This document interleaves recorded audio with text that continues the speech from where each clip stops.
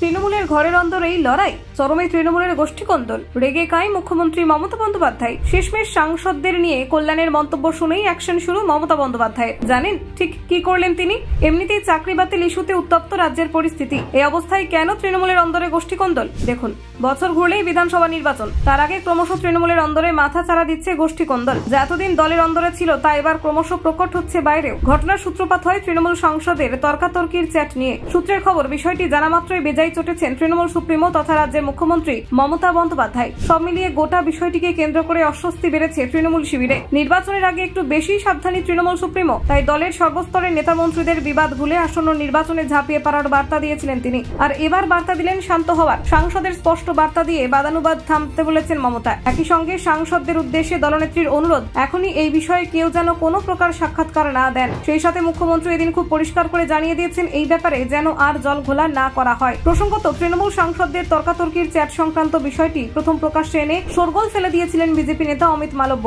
তারপর 3 সাংসদদের কড়া ডোজ দিয়ে দলের বিড়ম্বনা আরো বাড়িয়ে তুলেছেন শ্রীরামপুরের তৃণমূল সাংসদ কল্যাণ বন্দ্যোপাধ্যায়। সূত্রের খবর, এই গোটা বিষয়টি মোটেই ভালো চোখে দেখেননি তৃণমূল সুপ্রিমো মমতা বন্দ্যোপাধ্যায়। সোশ্যাল মিডিয়ায় বিজেপির আইটি সেলের প্রধান অমিত মালব্য একটি পোস্ট করেছিলেন। সেখানে তিনি বেশ কয়েকটি ভিডিও প্রকাশ করে অভিযোগ করেছিলেন, 4 এপ্রিল নির্বাচন কমিশনের স্মারকলিপি দিতে গিয়ে তৃণমূল সাংসদের মধ্যে নাকি বচসা বেঁধেছিল। হোয়াটসঅ্যাপ গ্রুপে কল্যাণ বন্দ্যোপাধ্যায় ও কীর্তি আজাদের কথা কাটাকাটিতে উঠে আসে এক মহিলা সাংসদের প্রসঙ্গ। এরপর এক প্রকার হাটে হাড়ি ভেঙে যায়। বিজেপি নেতা এক্স হ্যান্ডেলে জানতে চান, বহুমুখী আন্তর্জাতিক মহিলা আসলে কে? চুপ থাকেননি কল্যাণ বন্দ্যোপাধ্যায়। সাংবাদিক বৈঠক করে কল্যাণ জানান, ওই বিরোধের সূত্রপাত হয়েছিল সংসদ ভবনে একটি মিষ্টির দোকানে খোলার প্রস্তাবকে কেন্দ্র করে। তিনি জানান, কীর্তির ওই প্রস্তাবের বিরোধিতা করাতেই নাকি কল্যাণের ওপর ওই মহিলা সাংসদ রেগে যান। এমনকি কল্যাণকে কটূক্তি করে সিআইএসএফ কে দিয়ে তাকে গ্রেফতার করানোর প্রচেষ্টা করা হয়েছে বলে অভিযোগ। তৃণমূলের প্রবীণ নেতার কথায়, আমাকে বলে জেলে ঢোকাবে, আমি সাধারণ মানুষের কথা বলি, তুমি এক শিল্পপতি হয়ে অন্য শিল্পপতিকে আক্রমণ করো। প্রসঙ্গত, ওই মহিলা সাংসদ ছাড়াও এদিন কীর্তি আজাদ ও সৌগত রায়কেও বেলাগাম আক্রমণ করেছিলেন কল্যাণ বন্দ্যোপাধ্যায়। অন্যদিকে সংশ্লিষ্ট মহিলা সাংসদ দলনেত্রী মমতা বন্দ্যোপাধ্যায়কে